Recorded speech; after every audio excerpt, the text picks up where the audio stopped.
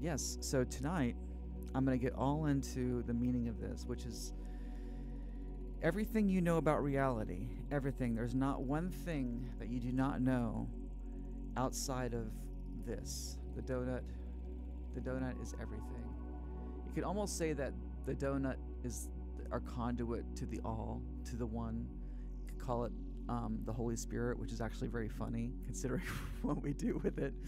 But this shape is called a toroid, and this shape I'm going to get into tonight has incredible meaning to your life in ways you can't even fathom now. But there is no aspect of your life, as I've already said, that this shape hasn't interacted with in some profound way. It's in all of the matter that we experience in the world. It's in the way we feel about the world. It's in the decisions that we make. It's in the culture that we create. It's reflected in everything. And the reason it's reflected into everything is because the universe is holographic. And that's what I'm going to get into tonight. So hang tight.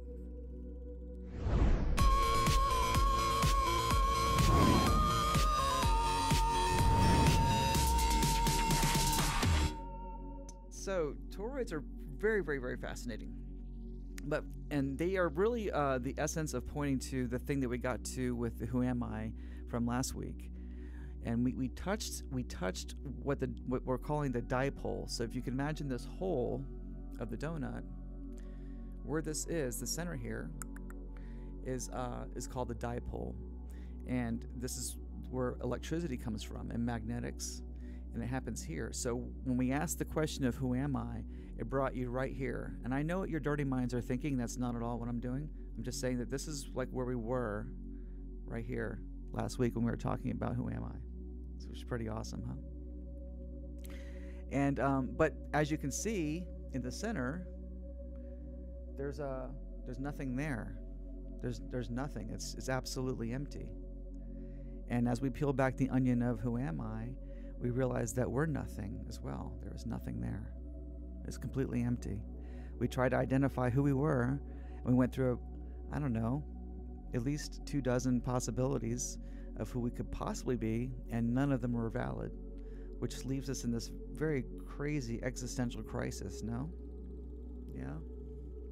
So, being a Zen freakazoid as I am, that is satsang, which is essentially just really throwing you guys in the deep end. No reason to buttercup around this, you know. I'm just gonna throw you right into the deep end and see if you can swim. And if you can swim, awesome. If you can't, I won't let you drown. I'll hold you. I got you. So, are you guys ready to be thrown into the deep end again today? Yes? Awesome. All right, you guys are awesome.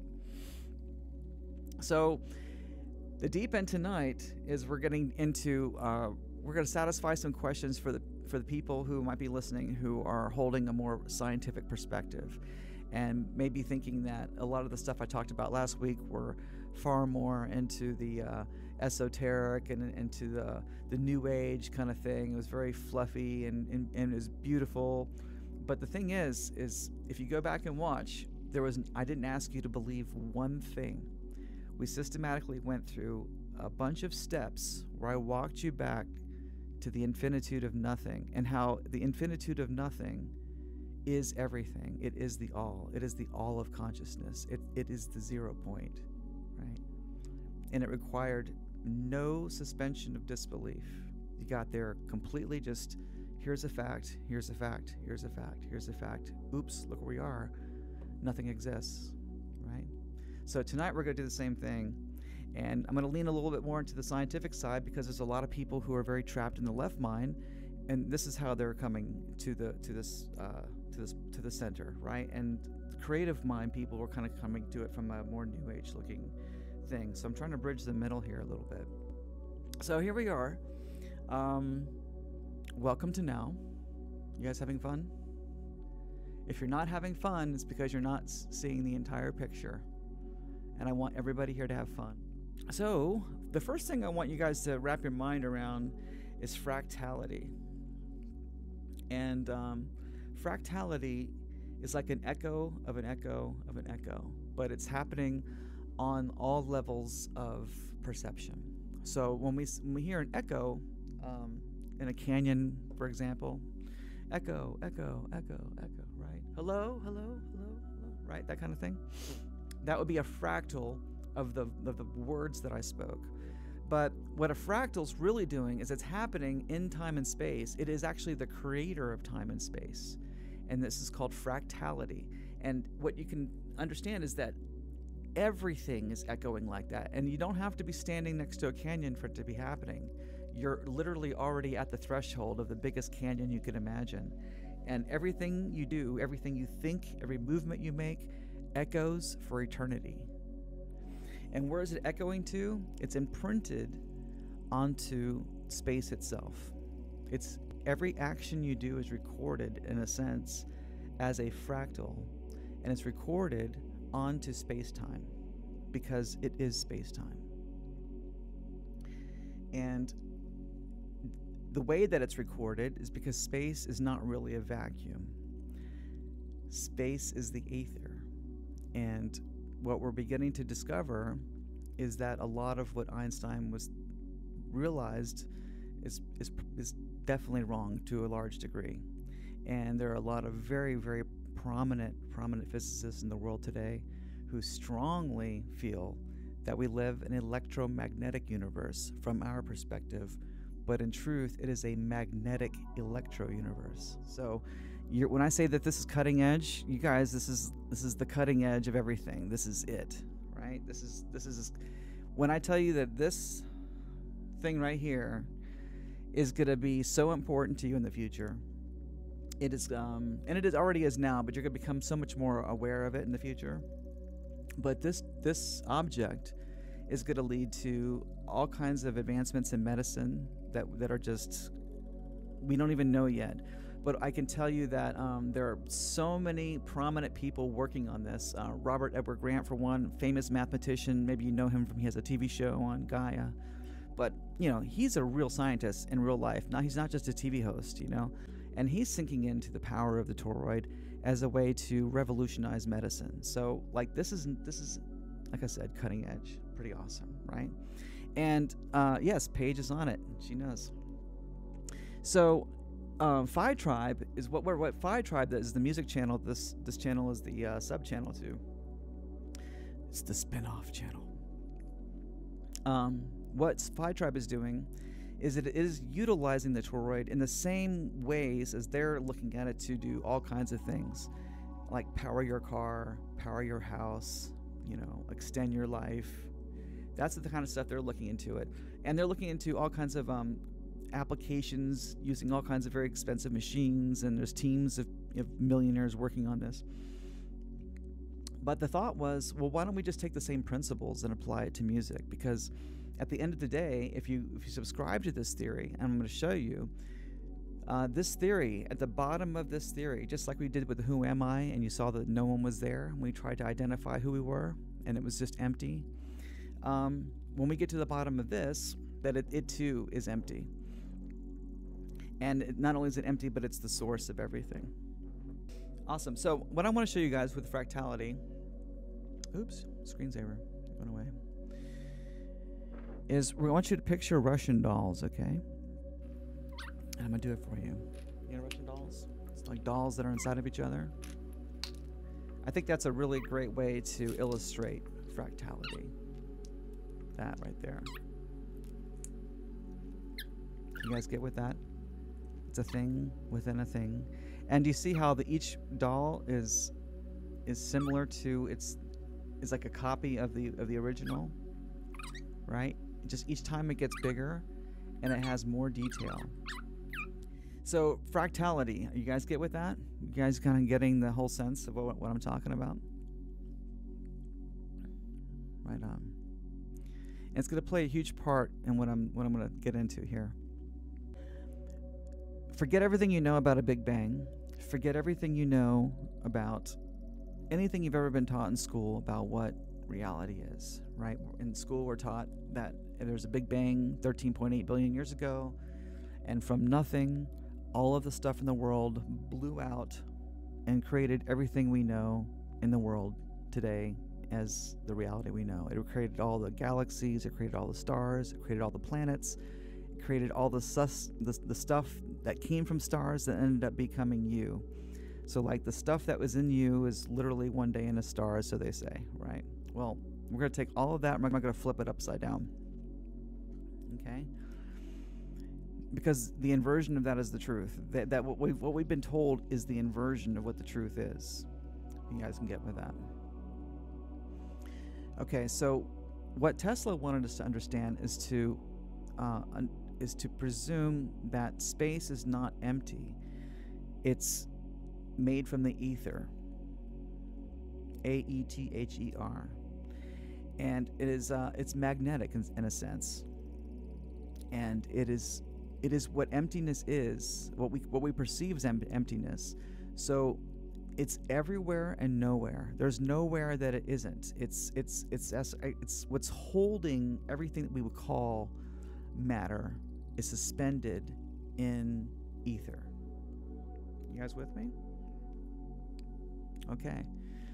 And this ether is it's this magnetic energy, and it has currents, and it's like the ocean. It's just imagine an ocean of magnetism that's infinite in every direction you can imagine. Yes, right on. Thank you, Michelle. It's infinite in every direction you can imagine. So you guys have this in your mind. You're holding this here, this ocean of magnetism, and it's everywhere. There's nowhere that it isn't. And what Ken suggests is that there were what he calls perturbations in acceleration, which is basically a fancy field way of saying that it's like he's defining currents. There's currents in this ocean of field of magnetism. And every now and then, there's enough of this differential. Ken Wheeler, thank you so much, Shushu. You are amazing. Yes, he's awesome. He's amazing. He's a little abrasive, so he turns a lot of people off. But if you can get past that, he's quite brilliant. And Dan Winter too. Also. So we've got this ocean of magnetism where there are currents happening. And in these currents is a little swirl, like a drain being pulled out of water. And the reason it does that is because magnetism is positive and negative energy moving past each other. So just like if you wave a magnet past another magnet, it has that little tug on it, right? It pulls on you for just a second. This is what he's trying to define. I'm giving you a rough analogy, but this is basically what he's trying to define. And what happens is this starts to whirl around, and it whirls around in a phi pattern. It's always phi. The way that it spins down is it drains down in a phi pattern.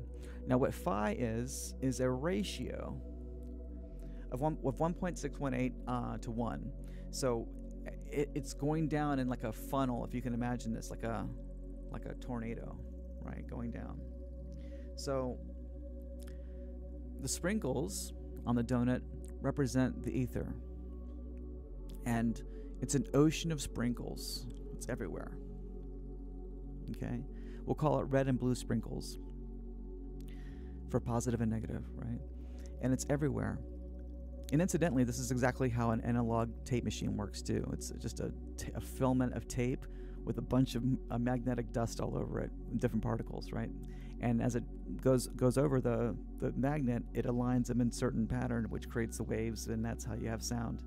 Anyway, it's another fractal of how it works. This is why we know it's true, because everything else works this way. Yeah, so we've got the sprinkles are the magnetism, and that is what we call in the ether, and that is everywhere and nowhere. And they bump up against one another, and there's like this current happening. And when the current happens, it starts to spin around into a little funnel. And that is the drain going down the center of the dipole, right? It swirls around the top, and it comes through, and it's swirling. And it's a fascinating thing. As it swirls around and gets closer to the center of this donut, the waves, the way that it's going around is happening at a faster rate, right? Because it's 1 to 1.618. So each time it goes around, it's going around a lot faster every single time, right? And it's going around faster because the hole is getting smaller. It's like a funnel. Let me get the diagram here. So where it says metaphysical, that's the ether, and that's everywhere. Ignore the physical part there for a second. And the top of the donut is the red part. And so the ether is kind of collecting, it's coalescing, as Dan Winter would say, into this spiral pattern called Phi. And this is why it's called Phi Tribe. And as it's swirling around, just imagine it as a drain, it gets closer and closer to the center. And each time around, that funnel gets narrower and narrower, right? And it's getting narrower at a rate of Phi. And as it gets going in there and getting narrower and narrower, it's also getting more and more dense. The frequencies are getting more and more dense.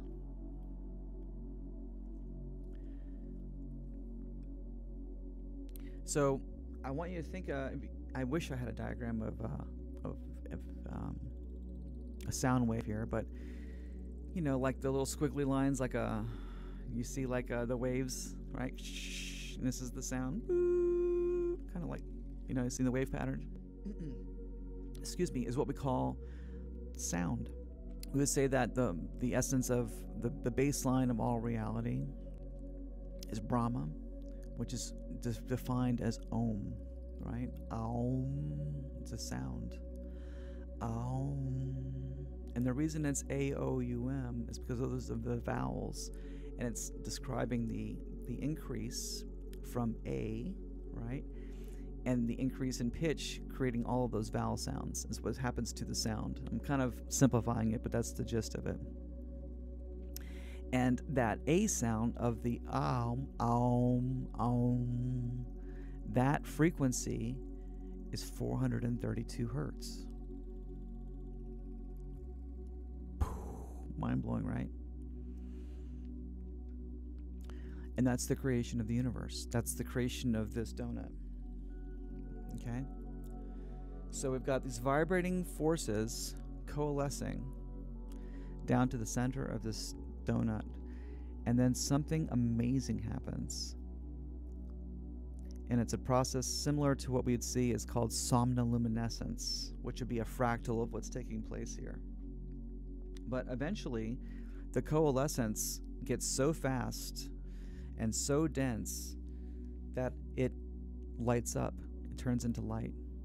And then as it keeps going down further into that coalescing center of the donut, it starts to light up, and it keeps getting more and more dense. More and more dense. Dense. And then it gets to be what they call hard light. This is where the light becomes so dense it actually has physical matter. It actually becomes solid. It becomes an actual thing. You can call it an atom if you want to, but we're still getting ahead of ourselves.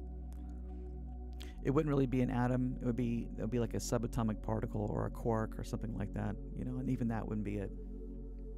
The God particle, something like that.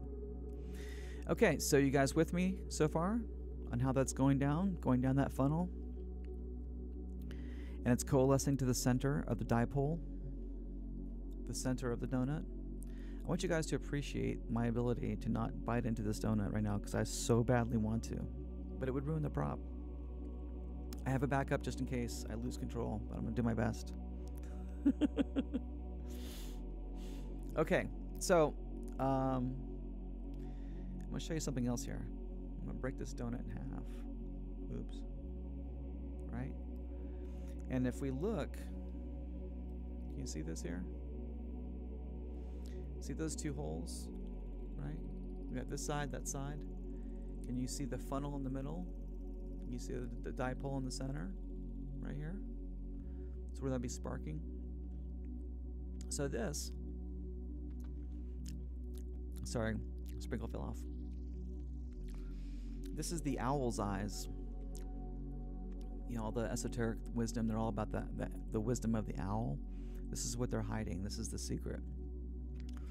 When you look at the magnetic pattern that this produces, when we cut this sideways here, the magnetic pattern that it creates looks just like owl's eyes.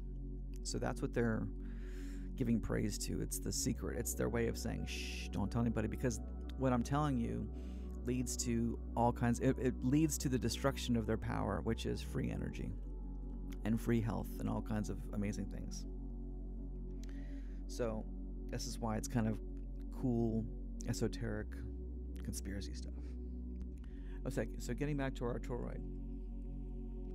So we have hard light in the middle here, and that is physical matter, and we're calling that like a quark or something. And what I want you to see is that the magnetism is funneling down, denser and denser. It creates sound, it creates light, then it creates hard matter. And this matter, as it's spinning, it's just creating more of that matter in the center there. And I'm going to give you another analogy. Again, this is analogy, but it's fractal, okay? Imagine like a pen, like a writing pen. So you've got this ink pouring out. It's being forced through the funnel of this dipole. It's forcing the ink out the bottom, and it's drawing a line. You drag the pen across paper, and it draws a line, right? So this is called the plane of inertia. And that plane is what we also call, in a fractal sense, that is the plane of reality. When all you hear all the flat earth people, we live on a plane, a planet, a plane, right? We do. We're perceiving reality as a plane. Okay. So this pen is drawing this line, and this is what Dan Winter would call a gravitational longitudinal wave. Gravitational longitudinal wave.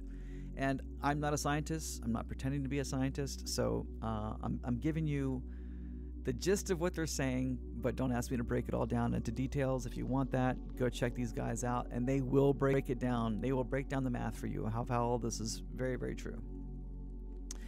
And okay, so we've got this longitudinal wave, and we're calling that reality. That is the plane of which we call reality. And this is where it gets really, really cool. This toroidal shape is ubiquitous throughout the entire universe, and it is the shape that is holographic throughout the entire universe. So if you take a holographic image, that's you know, people get those family photos that are holograms, you know, it comes in a little glass cube or whatnot. If usually it's acrylic, but if you were able to take that and it was glass, if you were able to smash that thing up into little pieces, every tiny little piece, if you held a light to it, you would see the image of the whole in that little piece. That is fractality, and that is what we call a hologram. You guys with me? Right. So the hologram is the toroid, and it is everywhere in the universe. The entire universe is made of these toroids. And you know, it's so fascinating to me that, you know, you buy a dozen donuts, you get the mixed thing, and they're all mixed, right? You got some with sprinkles, you got some that are yellow, right? You get some that are orange, right? Just like all of us, we're all different, right? We all are just a little bit of a different donut. Some are a little bit sprinkly.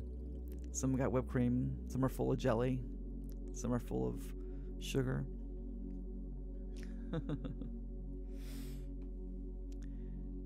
Fascinating. Oh, you know, this is also pretty cool too. So if you think about the fractality of the toroid, you can start to see, if you're really catching my gif here, my little riff here, that through fractality, that archetypically what police represent is that they are the authority of boundary, are they not? Right? If you break it down into its essence, that's what police are, right? They are the archetype representing the authority of boundary, which is why cops like to hang out at donut shops, because it's another fractal. That's why. It's fractal. It's to echo the boundary of divinity, and that boundary is authority, because it limits this toroid to what it could be, right? Without the boundary, it couldn't be a donut. It needs the boundary to be the donut. So without the cops in the donut shop couldn't even be there. Crazy stuff, right? Right on. So you have a toroid not only as the center of your heart, that's another toroid, but you also have a fractal layering of these toroids. You have a toroid going around each of the chakras, right? And you have a toroid going around your heart.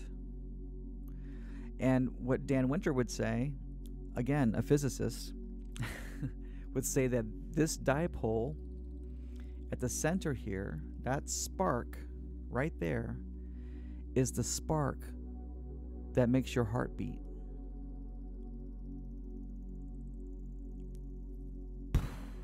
Right? I'm going to give you a minute to really pull that in. That's the spark that is the heartbeat of your life. It's the beginning and the essence of reality is right there. And it's fractally echoing out around your body and in everything else you perceive, because everything is a toroid. One of the ways that Robert Edward Grant describes it, which I think is a beautiful metaphor, it's to imagine that everything in the universe is made of these toroids, right? These little donuts, but they're really kind of like QR codes. So we look at them, we look at the jelly donut, or we look at the sprinkled donut, or we look at the chocolate donut, and we're able to read the program of what this is, which is a whole world inside of itself. Each one of these donuts is an entire reality inside of itself that we're opening up as we focus on it and look at it. It becomes real, and then suddenly we're pulled into the vortex of this other thing here, and it fractally creates the world around us. This is why thoughts become things. Are you guys with me so far? Now, I'm going to show you one more thing that's really, really amazing. What these sprinkles are is when we get down to the center dipole here, at the very center, it's like a pen, and it's drawing this line, this gravitational longitudinal wave, which is the plane of our reality. Then you fractal that out, donuts within donuts within donuts within donuts within donuts forever. Everything's made of donuts, right? It's a sea of donuts. And as we perceive all of the donuts, we're going into their world, and we're becoming that world, because it's what we're focused on. And not only is that fractal of the center of the dipole, the spark of your heart, but it's also the seat of consciousness, because you have a donut around your head. And that spark is also happening in your pineal gland, which many say is the seat of the soul. So pretty mind-blowing, right? Can you guys see how big of a deal this is? And can you start to see why the music does what it does? By the way, you're listening to the music right now. This is 174, I believe, again. That's what I put on here for you. So I want to show you guys one more thing. This is going to blow your mind.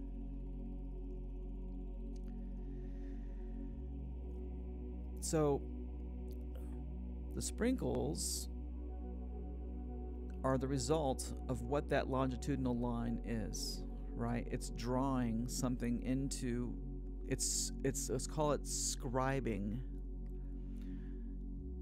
into the fabric of the ether, which is space-time itself, right? So that all of the donuts are kind of drawing this story, right? And they're drawing a fractal of themselves, right? And this is the longitudinal gravity wave, right? And it's drawing this, and that line is more than just a line. That's the story of your life. You're perceiving it. All of your reality, everything you know, is inside this bubble. All projections of consciousness, everything. And that story is being woven into the fractal of space-time itself. Another way to think about it is that story already exists, and you are like the needle on a record, and you're picking up the story, and the story is playing in your bubble, is a better way to think about it. Right? Amazing, right? Thank you, Moon. Vedant, what's up? Welcome to the show. You need a chin strap. Mind-blowing stuff, right?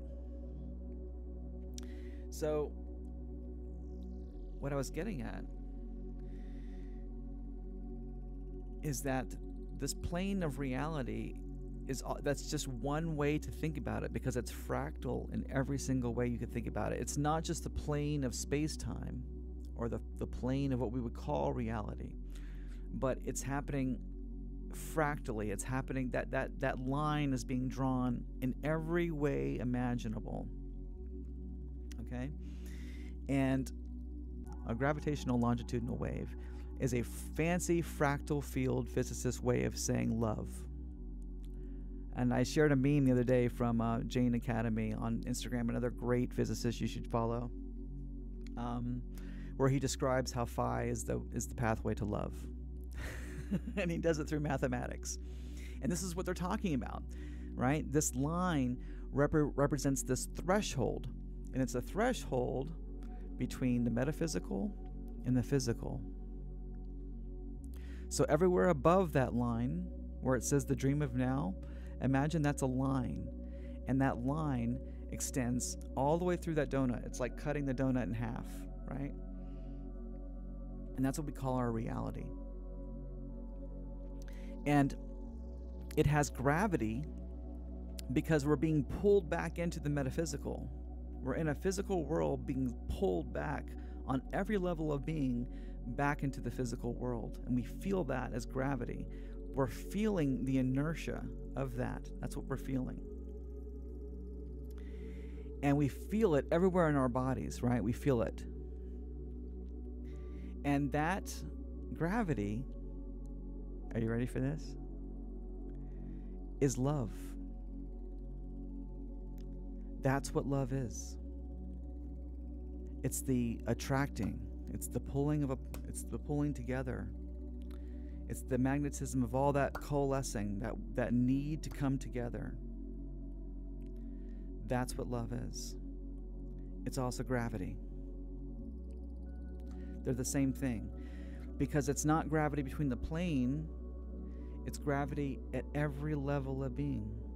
And we call that love. That yearning, that needing to be in the metaphysical, that needing to be one with God, to be one with all, to be one with magnetism, one with the everything.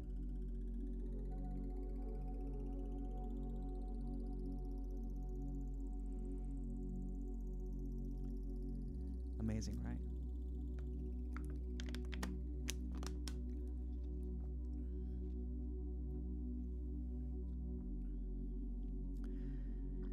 I know it kind of makes me like quiet because it's so, even for me, it's so mind-blowing to lead your consciousness down here to really, really appreciate what this is. And it's incredibly humbling. And I hope you guys can share that feeling that I'm talking about right now.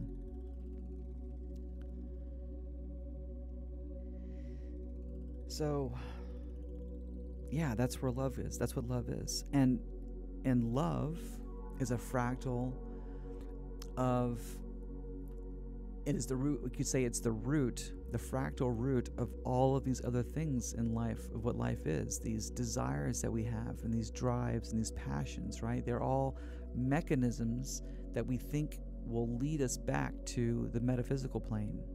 We think that that's how we can make it happen, right? We think that we'll get it through for the fulfillment of being with someone else, right? That's that drive, that attraction. The attraction to bring together the polarities of gender, right? You're trying to satisfy that magnetism, wholeness, in a place that is dense. And the density of where we are is hell, right? That's the trade-off. That the more dense it becomes, the trade-off is, yes, we get to experience this amazing reality, but it is from that point on, from below the plane of inertia, it is the inversion of the truth. It is the inversion of everything at that point. It's to take what is true and flips it backwards. And the further you get away from that dipole, the further you go into the physical, the deeper you're going into hell, the realms of the hell. Pretty wild, right? And the closer you're getting upward into the center of the donut, the closer you get to the dipole, the closer you get to the here and now, the closer you are to heaven, the closer you are to the gate. That's the doorway that I'm always talking about. That doorway leads to the metaphysical plane. That doorway leads to heaven. You can't get to heaven while you're alive. I mean, while you're dead, to be dead. You can't get there that way. You can only get to heaven while you're alive, through present moment awareness. That's how you get there. That's where you sustain it, in that dipole, in that spark. The closer I can get to that spark, everything that's reflected about me is the love. So there's nothing but love projected into my reality. It has no choice. Yes, flips the script. I'm glad you guys are enjoying it. All right, I was worried it was going to be a little too heavy, but it's pretty amazing, right? So if you're like into science and stuff, like I said, go check these guys out. It'll validate everything I'm saying here. So there's like I said, a ton of people who are really supporting this, and yeah, there's just that. That's pretty wild. I'm going to show you one thing else too. This another fractal of the story here. So as this longitudinal wave draws our story and weaves does this weaving of this tapestry, or reads the weaving of the tapestry, reads the vibration on the vinyl that is the story of our life. As it does that, it leaves behind this experience, right? There's this thing right here. And so what it's leaving behind, it's contributing through experience back to the ether. So the ether provides all of the information to the dipole to have an experience. The experience changes the experience up, lives it its own way, has its own unique experience of it, and then puts that experience back into the ether. And that is all what all these little sprinkles are. That's what they are, right? They represent that. And the sprinkles, like I said, are everywhere. It's a universe of sprinkles called the ether. So this all-knowing wisdom, this all-knowing ether that contains all of the information from every experience ever had or ever will have, it all exists now and is contained now. I say contained, but it's infinite, into the ether. And as the sprinkles coalesce into the donut here, they coalesce at a rate of phi, which is why we're Phi tribe. But it coalesces as sound, Brahma, Om, right? And this is so the universe, everything we know about the cosmos is is sound, right? It all comes from sound. That's the basic essence of it. Not only is it sound, but it's sound at the A432 hertz and at a rate of phi. Can you guys see now how important Phi Tribe is? That's what we're tapping into. We're tapping into the very beginning of where everything you can imagine coalesces. Yes, Michelle, that the Om symbol that you're looking at right now, if you look really carefully, you're going to see the numbers 3, 6, and 9, which are all very, very, very important numbers to the phi rate of implosion, which I'm not going to get into tonight because that is another whole hour-long conversation. But as this is happening, right, so you've got these coalescing sprinkles going down in to this donut dipole. So first it appears as sound, Om, and then it transforms into light. This is why Lucifer is the light bearer. And as the light comes into this world, it coalesces more, and becomes more and deep and more matter, and gets more solid, right? And the experience is the experience of God. That spark that ignites the heart.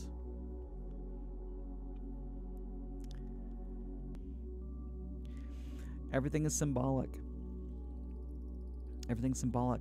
The reason it's symbolic is because it's fractal. That's why it's symbolic. You guys know the donut, the dolls, right? I'm going to show you something else too. Check this out. So do you see on the left-hand side where you see the frequency, see the squiggly line of the frequency? And if you look at it's the very top line, and if you look all the way to the left, it shows a very, very high vibration, right? And then it goes all the way to the right and becomes more a low vibration. So what I'm describing is the lower vibration would be the top. That would be the top of the dipole where it's low vibration. And then it would be the center of the dipole will be where it gets really, really fast, and it's getting more solid towards the left-hand side. And then in this diagram, it's just as unrelated to what I was just talking about a second ago. Is the universe is made of all these frequencies. Everything from radio waves to gamma waves, a wide spectrum of frequencies. And most of these frequencies we cannot perceive at all. We can't see them, we can't hear them, we can't smell them, we have zero experience of them. As a matter of fact, do you see that little sliver there, that tiny little sliver on this line, where you see the color, the visible light? That's the only part of reality that we're actually experiencing. All that other stuff that's blue, we have no idea what that is. We have no idea what that reality even looks like. And those were exterior dimensions come in. Those are the extra dimensions. And there's a lot of scientists that believe that there are 12 dimensions. I would say there's an infinitude of dimensions, but they'll get there eventually. But yeah, there's all that area in the blue we're not experiencing at all. It's just as real as the reality before your eyes, but it's a world that's just a different frequency in the same space-time that you're occupying right now, here and now.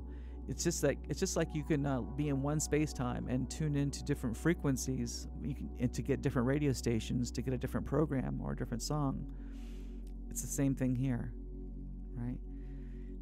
Out in the colored line here is the radio station we're tuned into, which is just this tiny little sliver, and the blue areas are radio stations that we can't even tune into because we're not equipped to it, which is crazy, amazing. I'm just totally amazing.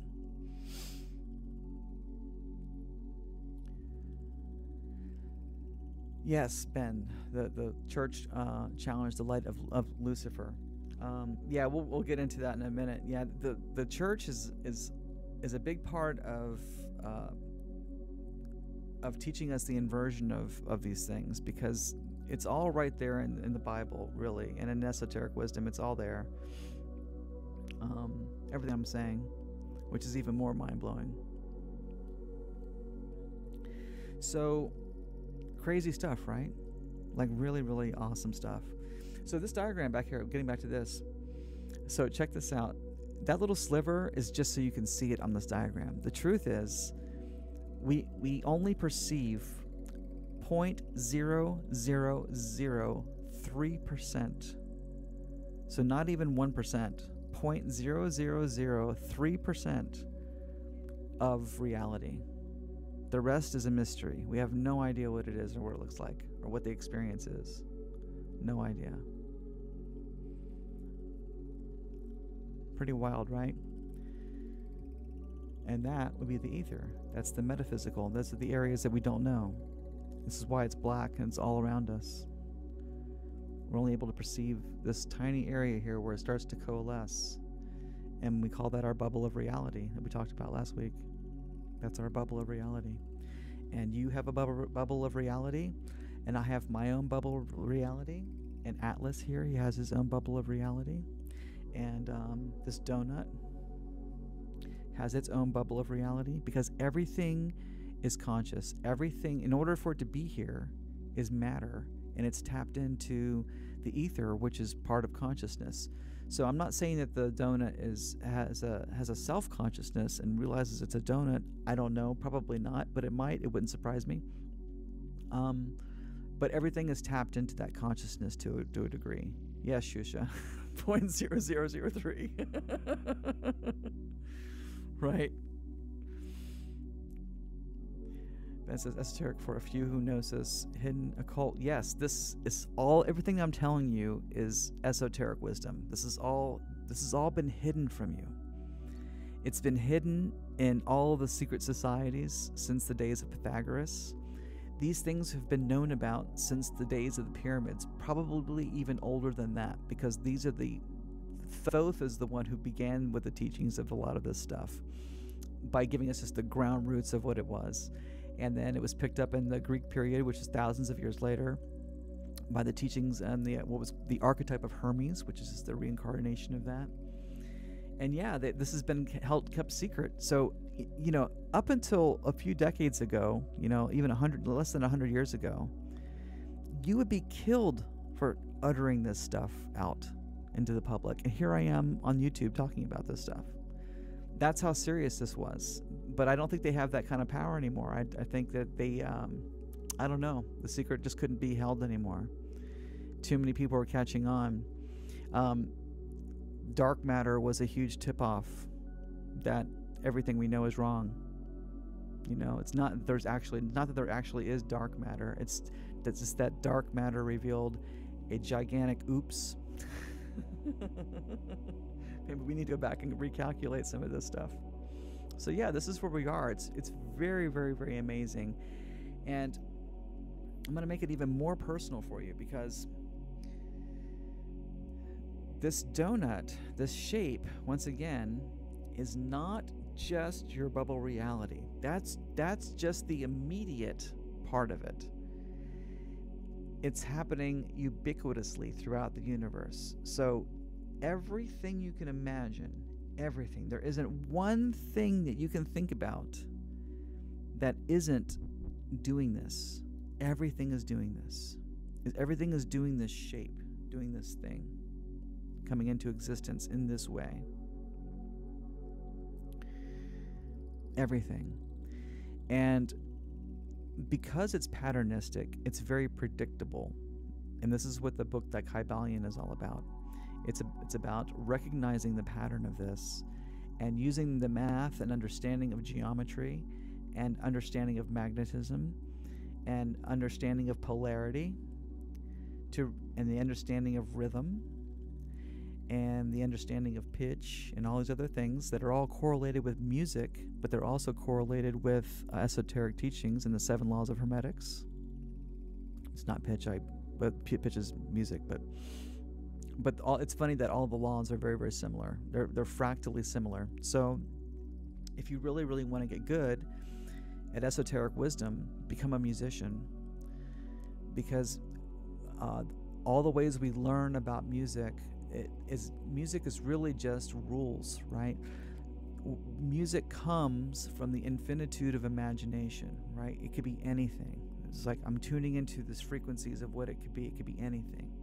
And through rules, it's being shaped into what we call music. Through rules, it's being shaped into something we call music. And everything is doing this. Your patterns today, what time you woke up and what time you ate breakfast and what time you went to the gym and what time you did this, those are all, if you really look at it, I guarantee you, was running this toroidal pattern. And the way we will know this is the discussion of 3, 6, and 9, which is what Michelle was talking about. But that's too deep to get into tonight. That's another hour conversation at least. But 3, 6, and 9 is a very important principle to the toroidal mechanics and how this all comes together. So that's it. That's pretty much the whole gist of it. Are you guys with me? You guys have any questions? You guys want to talk about it? It's pretty wild stuff, isn't it? So once again, we've had a discussion where I've walked you down to the center, which we now can define as a dipole, because we have the language for that, right? The center, which is emptiness. It's both emptiness. It's emptiness and somethingness. It's a yin yang. Because it's empty, it's a void, and from the void, the spark of life is created. Tonight I walked you back to nothing without asking you to suspend your belief in anything, your disbelief. There's nothing that I said here that was metaphysical. It was metaphysical, but there was nothing here that was woo spiritual, right? That asked you to take things on faith. It's just simply knowing. It's simply breaking things down into their smallest bits so we can look at them, look at each part, right? And when we can do that, it's quite easy to see how everything came from nothing and that everything is one thing. And that one thing can be tapped into from the now. It's 12:12. Yes, it is. How awesome. We did 11:11 and 12:12 tonight. Thank you, Michelle. I'm glad you enjoyed it.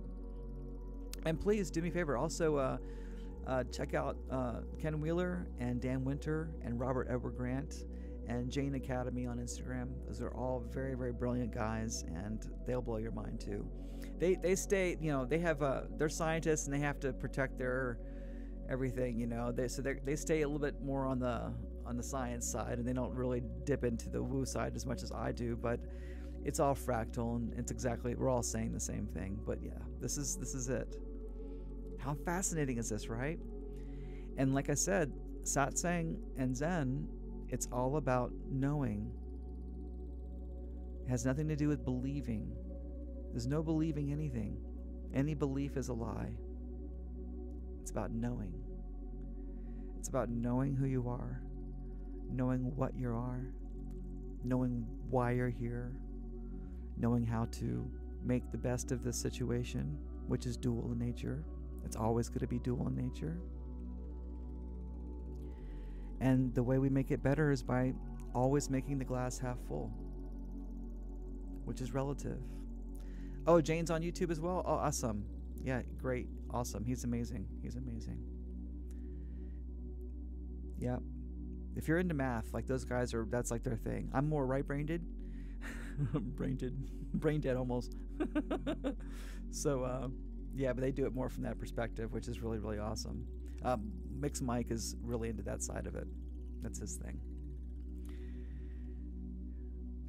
Epicenter, you said, when I was young, I always thought that since there is something instead of nothing, then everything has to exist. That's beautiful philosophy. Yes, that's the truth. You can't have something without nothing. If you have a coin, there has to be two sides of the coin, right? And they have to be inversions of one another. I guess I could eat this donut now, right? No? I still have to talk. I'll chew. I will never know myself while I breathe, but still a great hobby to contemplate. Right, you won't. We can go to the door. You can know what you are. You can know who you are. This is why, Ben, the first book I have is called Becoming God. It's not you are God. It's not I am God. It's becoming God, because as long as you're in the physical form, as long as you're here, you're in a constant state of becoming. Closer and closer to the dipole, which is God, which is the door.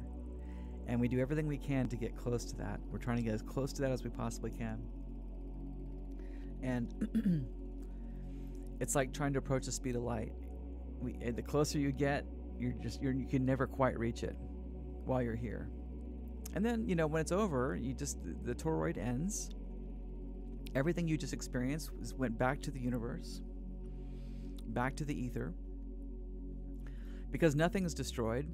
It's all there forever. The story lives forever. It's part of this tapestry, if you will, this enormous infinite tapestry of an infinitude of possibility and life, all woven together to create this beautiful, beautiful fabric of reality, which is just completely bananas if you think about it. Yes, Michelle, and to be in a constant state of remembering. We're remembering. We're putting it back together again. We're trying to get back to that center. I'm glad you like this. It's a good ride, huh? Pretty mind-blowing. Yes, and knowing is a feeling. It's a feeling. It's magnetic.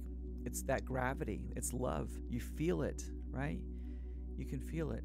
It's the most mind-blowing part of this conversation tonight, and I had to pause because I was feeling it very intensely, and it was almost overwhelming there for a second. But the closer you get to it, using reason, you can get close to it, and then you can start to feel that tug, that magnetic tug of, oh yeah, I almost forgot. God is in everything. It's everything, everywhere. And it's holding you all the time. No matter how scary it gets, right? It's always holding you. The ether's got you. You're being quite literally held in the bosom of the universe. You are the universe. You are the ether. You are everything. When your toroid ends, you just go back to the ether and wait for your chance to become a toroid again. And it will happen. We've done this over and over and over and over again. Each time it's a little different. We do something a little different. We perceive it a little different. Every whirlpool is the same but different. It does it in its own unique way. And you've been every different kind of amazing. Your reality has been an infinitude of bizarreness. It's always been interesting and different. I believe, and we get into believe just because it's more of a theory. I suspect is a better word. I suspect that all of these stories that we're living are woven into the fabric of reality. And those aren't my words. That's the words of David Deutsch, who is another quantum physicist, and he is the godfather of quantum computing. So another heavy hitter of genius. As a matter of fact, one of my favorite books is a book he wrote called The Fabric of Reality. And the very fact that we built a quantum computer, which is a mind-blowing thing that we built that a few years ago, but that we turned it on and it worked, is so mind-blowing because it's proving everything I'm telling you. It's bringing all of this stuff into reality.